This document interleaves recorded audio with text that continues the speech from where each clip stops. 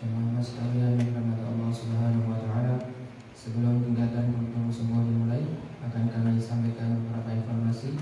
Informasi yang pertama yang bertindak sebagai penceramah subuh pagi hari ini adalah beliau Ustaz Abdul Halim. Sedangkan yang bertindak sebagai penceramah nanti malam adalah Syekh Muhammad Naidal Al-Janob dari Palestina.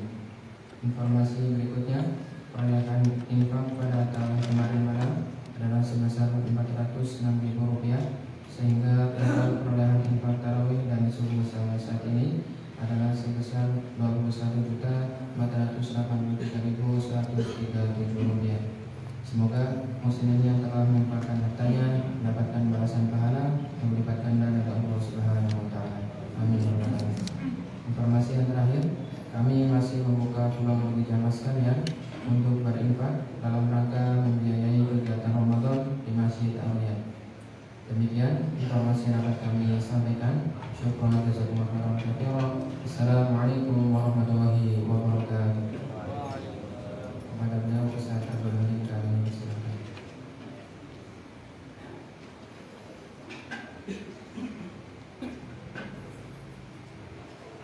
Assalamualaikum warahmatullahi wabarakatuh.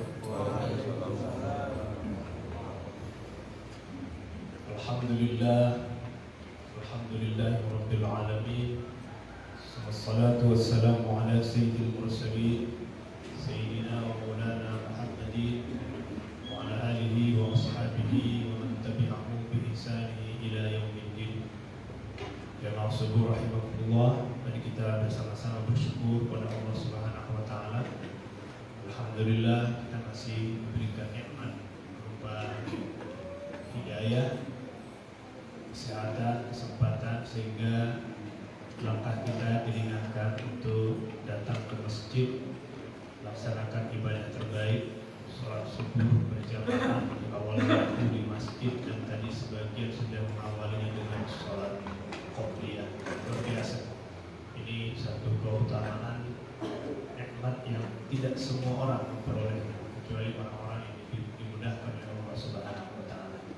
Salawat dan salam kita doakan semoga senantiasa limpahkan Allah kepada kita Nabi Muhammad sallallahu alaihi wasallam. Kita berdoa mudah-mudahan kita yang hadir maupun orang-orang yang kita cintai, orang-orang yang mencintai kita, mudah-mudahan dimudahkan Allah, dibimbing Allah, selalu istiqamah menjalankan sunnah-sunnahnya Allah. Amin.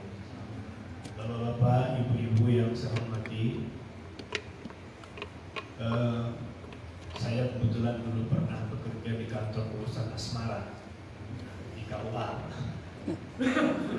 Bagian saya adalah memberikan persiapan calon manten. Jadi di KUA itu namanya bimbingan pernikahan. Pertanyaan standar saya ketika sebelum saya mulai memberikan bimbingan, saya tanya sama kedua calon pengantin, Mas, Mbak, menurutmu suami yang ideal seperti apa? Istri yang ideal seperti apa? Biasanya karena mereka masih anak muda, jawabannya iya.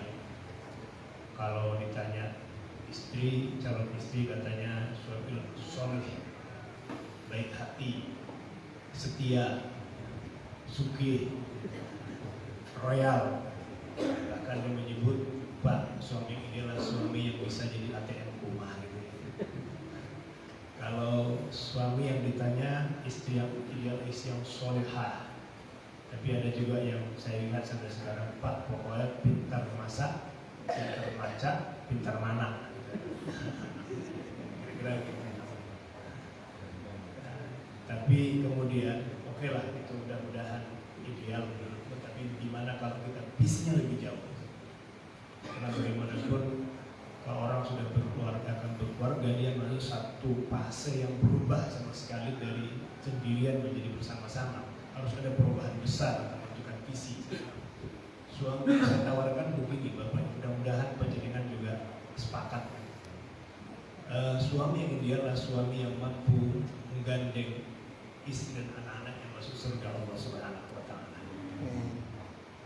Istri yang ideal adalah istri yang mau membersamai suami dan anak-anaknya masuk surga Allah Subhanahu wa taala. Karena saya bilang, apa sih gunanya kita suki?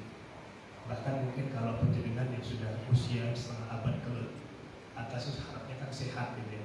Untuk apa kita sehat? Untuk apa rezeki berkecukupan? Kalau akhirnya nanti kita masuk neraka. Jadi kadang-kadang kita itu berjuang habis-habisan bukan untuk masuk surga, tapi malah untuk mempersiapkan masuk neraka. Apa kira-kira kita punya daya tahan yang kuat masuk neraka ini?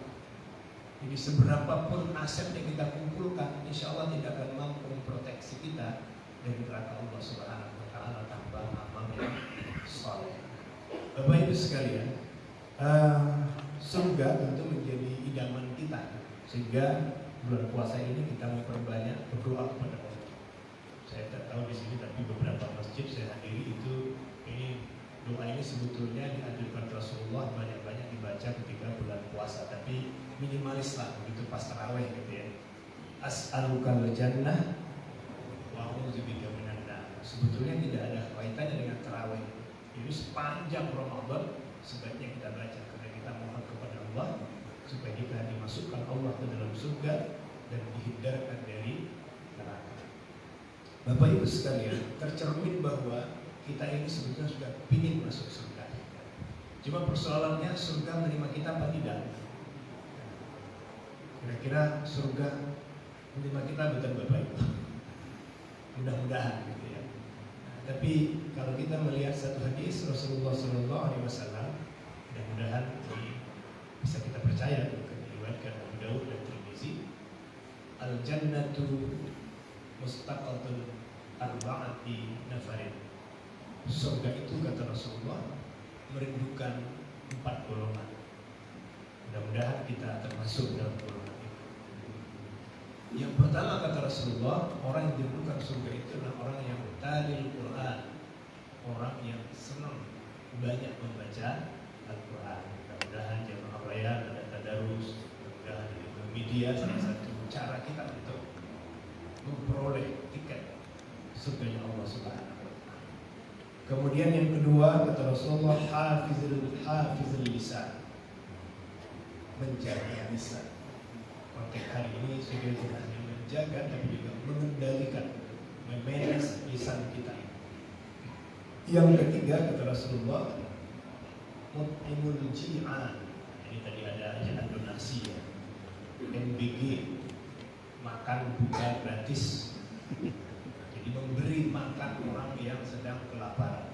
Ini insya Allah bulan yang musimnya orang banyak yang lapar, terutama kita menjelang maghrib.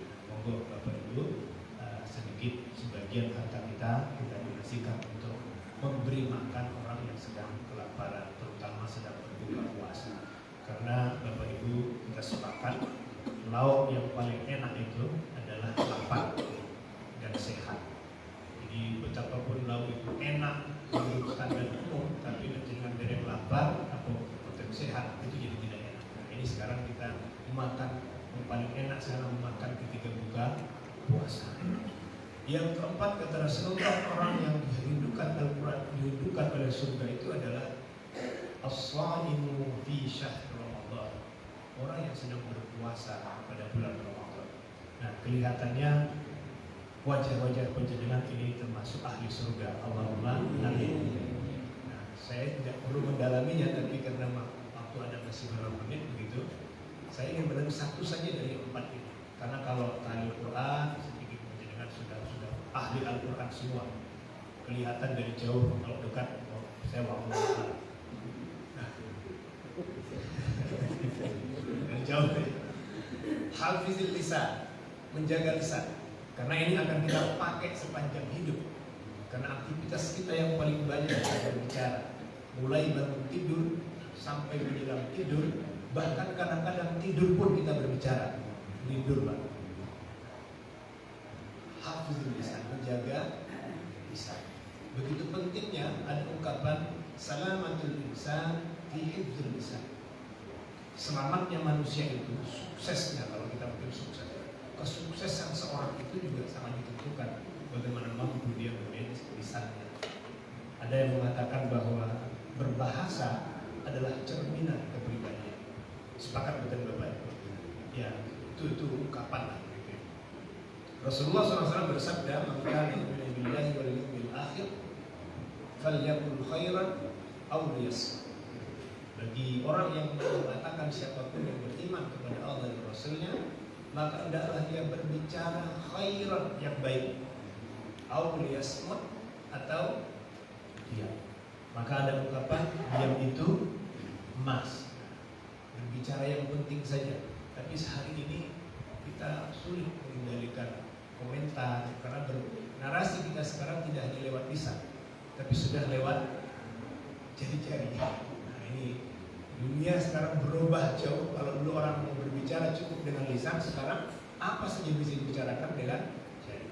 Dulu ada ungkapan mulutmu harimau. Hari ini harimau sudah tidak menakutkan Bapak Ibu. Saya menunggu berita pas banjir di Sumatera itu, kok nggak ada ya harimau yang hanyut gitu. Apa hutan kita sudah nggak ada harimaunya? Jadi kalau anak kecil itu mungkin sudah nggak menakutkan harimau. Tapi sekarang menakutkan bisa kita ganti. Jari-jarimu bisa berubah menjadi jeruji. Kebetulan saya ini guru di Universitas Wirogunan di Taman Siswa. Jadi kalau habis ngaji saya tanya, apa kasus Mas? Di ITE Pak. Jadi beberapa orang kan sudah ada korbannya. Salah berkomunikasi, salah ngomong, itu bisa masuk jeruji dan hukumannya minimal 3 tahun. Hati-hati. Jadi monggo Bapak Ibu kita jaga. Saya kira Islam sudah menganjurkan bagaimana menjaga lisan itu. Nah, Bapak Ibu sekalian, banyak hadisnya, nanti pendengar bisa cari, browsing kemana-mana, baca kitab gitu. Tapi Al-Quran juga ternyata banyak sekali memberikan arahan bagaimana bernarasi yang baik, bagaimana menggunakan diksi yang baik. Salah satu di antaranya adalah A'udzubillahi minasyaitonir rajim.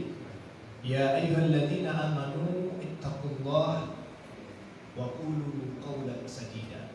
Hai orang-orang yang beriman, bertakwalah kamu kepada Allah dan bertutur katalah dengan qaulan sadida, kata-kata yang benar. Saya baca di beberapa tafsir penjelasan qaulan sadida itu adalah kata-kata yang sesuai dengan fakta. Jadi untuk mencari fakta kita akan kesulitan.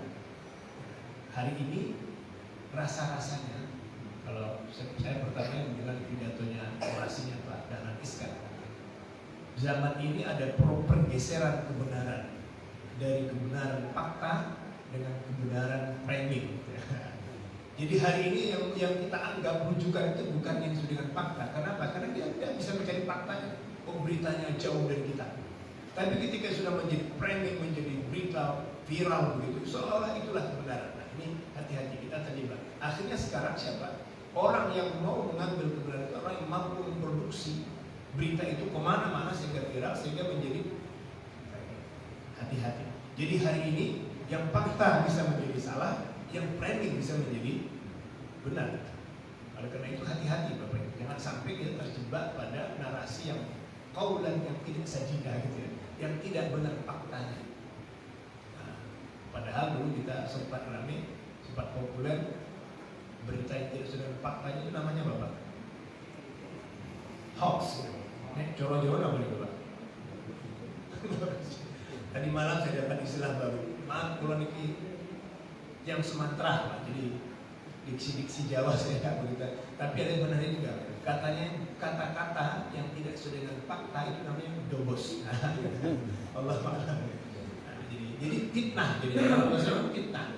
Al fitnah itu asyaddu minal qatl. Jangan-jangan kita ini kelihatannya wajah lembut, wajah ramah, tapi kita menjadi pembunuh lewat diksi-diksi kata-kata yang tidak qaulan sadida. Hati-hati.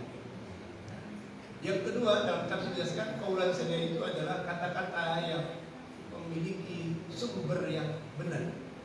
Jadi kalau kita menyampaikan satu narasi, pastikan bahwa informasi itu terlacak, terkonfirmasi sumbernya. Selama ini tidak ada sumbernya, hati-hati. Itu bisa menjadi tadi itu kebenaran yang viral saja, kebenaran yang yang ramai kabar buruk kalau dulu di waktu kecil ya. Ya nggak tahu buruk sejauh mana bisa menyampaikan kabar gitu ya. Nah, Bapak Ibu sekalian, yang lain Al-Quran menyebut satu lagi saja, mudah-mudahan penjelasan masih betah untuk itikaf gitu ya. Yang berikutnya Al-Quran menyebut faqula lahu qawlan layyinan. Berkata, sampaikanlah kamu berdua, maksudnya itu perintahnya kepada Nabi Musa dan Harun ketika menyampaikan pesan-pesan dakwahnya kepada Fir'aun. Sampaikanlah pesan-pesan kepada Fir'aun, hai Musa dan Harun, dengan tutur bahasa yang sopan, yang halus. Bapak Ibu tahu kalau kita menyebut Nabi biasanya disebut belakangnya alaihis salam. Nabi Musa alaihis salam, Nabi Harun alaihis salam, Nabi Ibrahim alaihis salam. Kalau Nabi Muhammad, kalau para sahabat disebut radhiyallahu anhu. Kalau Fir'aun, kalau radhiyallahu anhu, laknatullah. Dalam kitab-kitab klasik sebut asal nama Fir'aun disebut laknat. Ini satu hal yang barangkali bisa menjadi perlu kita renungkan. Orang yang dimuliakan Allah setingkat Nabi saja, ketika harus berbicara kepada Fir'aun yang laknatullah, Allah menggunakan diksi qaulal layyina, bahasa yang sopan santun. Hari ini kita yang mungkin jauh tidak semulia Musa dan Harun, yang kita ajak berbicara, kita kritik, kita protes juga tidak sehina Fir'aun, tapi kata-kata kita tidak bisa dengan kata-kata yang santun, kata-kata yang kadang-kadang kasar dan sebagainya. Nah, monggo Bapak Ibu sekalian, kata-kata layyina ini juga saya baca beberapa penjelasan itu kata-kata yang sopan santun. Kalau kata-kata bahasa halus itu kan Jogja gudangnya, gitu Pak. Jadi paling bahasa yang paling kan bahasa Jogja, kurang menjil gitu Pak. Saya punya teman baru pulang dapat beasiswa dari London, dia cerita pengalaman benar atau tidak. Mas Halim di Inggris itu cah cilik-cilik pintar banget bahasa Inggris. Bapak percaya apa tidak sama Allah? Tapi saya percaya anak-anak kecil juga masih SD pintar-pintar bahasa Inggris. Di Arab saya lihat sendiri anak-anak kecil itu pintar-pintar bahasa Arab. Tamam, Insya Allah pasti bahasa Arabnya Pak. Tapi saya sekarang agak heran, orang Jogja anak-anak kecil emang nggak bisa bahasa Jawa ya? Ribut itu Pak. Padahal kita bangga ya, peradaban Jawa itu peradaban yang sangat luhur. Walaupun ada kritik juga, itu biodal Pak gitu. Tapi saya pikir kalau kembali ke qaulal layyina, bahasa yang tutur bahasa yang itu bukan biodal. Karena bagaimana kita mengorangkan, menguang-uang, bagaimana menghormati. Kita kan butuh penghormatan. Kalau kita butuh dihormati, maka menghormati orang lain. Cara menghormati yang paling cepatlah bagaimana berbahasa yang baik kepada orang yang lebih tua. Ini Jogja mungkin sudah sampai pada apa yang sifat-sifat kita dulu. Wong Jowo kehilangan jalan. Monggo Bapak Ibu sekalian, bagaimana kita ini berdiksi yang baik. Insya Allah, monggo kita pakai ini bahasa sebagai salah satu amal ibadah kita. Dengan tadi, kul, kalau mau kembali hadis, kul khairan. Khairan ini saya kira dalam arti yang luas itu bisa diterjemahkan, dipahami sebagai berbahasa yang santun, berbahasa yang sopan. Nah, saya kebetulan setelah tidak di KUA itu bergabung dengan BP4 sebagai lembaga pendamping keluarga. Itu banyak, semakin hari semakin banyak orang yang datang ini konselor. Biasanya yang sudah mau pengajian agama gitu ya. Nah, yang repot itu kalau sudah para tokoh, para orang pinter-pinter gitu ya. Wah itu kalau kita diberi nasihat, kadang-kadang kita kasih nasihat, kita hanya mendengarkan Pak. Jadi hanya bawa keranjang sampah begitu, sudah muntah-muntah, sampun Pak sampun gitu boleh mau. Karena percuma lah, ilmunya. Saya pernah mendapat klien itu yang putri psikolog, yang kakak pun juga psikolog gitu. Kan repot itu. Saya pernah berikan begini Pak, barangkali wallahu a'lam apakah resep ini pas atau tidak, tapi kalau dilaksanakan mungkin ya lumayan Pak. Pak, ini penjaringan sebetulnya sudah luar biasa. Keluarga saya sudah baik, ini kok terus mau ke agama cerai gimana? Satu saja Pak resep saya, nanti diendapkan dulu, pulang ke rumah, kapan yang alat baju pakai sojo Saya nggak tahu apakah diterapkan apa tidak begitu ya, tapi insya Allah bahasa saya yakin bisa meredam emosi gitu ya. Mudah-mudahan Bapak Ibu sekalian, puasa ini kita bisa menjadi orang yang dudukan surga tadi yang satu jangan hafizul lisan, menjaga lisan. Jadi agar supaya apa, diksi yang kita gunakan, narasi yang kita gunakan itu terasa indah baik bagi kita dan bagi orang lain. Insya Allah beberapa hari ke depan saya masih menyampaikan, kita lanjutkan bagaimana lanjutan dari hafizul lisan, menjaga lisan ini. Terima kasih, lebih kurang mohon maaf. Assalamualaikum warahmatullahi wabarakatuh.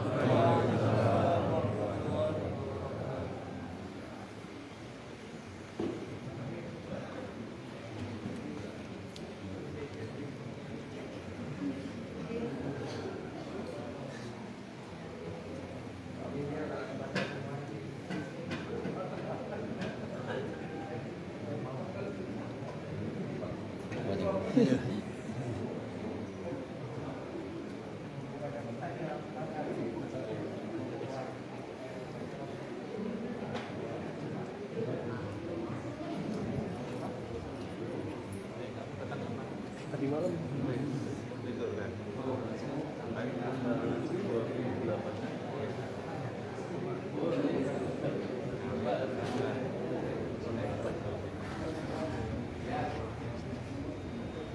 bentar doang.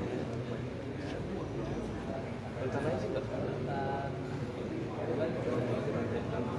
Ini komunikasinya.